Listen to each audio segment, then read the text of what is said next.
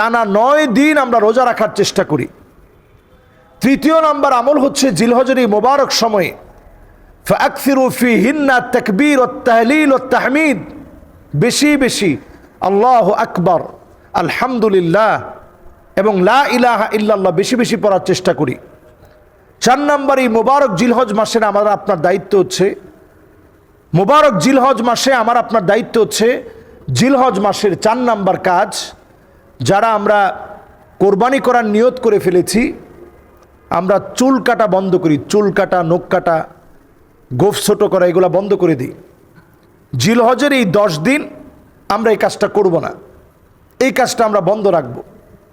জিলহজ মাসের 5ম নাম্বার কাজ হচ্ছে মোবারক এই জিলহজ মাসে আরাফার দিবসের রোজা অবশ্যই আমরা রাখার জন্য আপ্রাণ চেষ্টা করি। নবী আলাইহিস সালাতু ওয়াস সালাম বলছেন, সিয়ামু ইয়াউমে আরাফা আহতাসিবু আলাল্লাহি আন ইউকাফিরা সানাতাল্লাতী ক্বাবলাহু ওয়াস সানাতাল্লাতী বা'দাহু।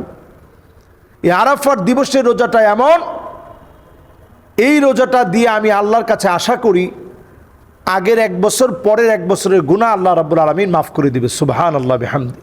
এই জন্য আমরা প্রত্যেকে আরাফার দিবসের রোজাটা রাখার চেষ্টা করি।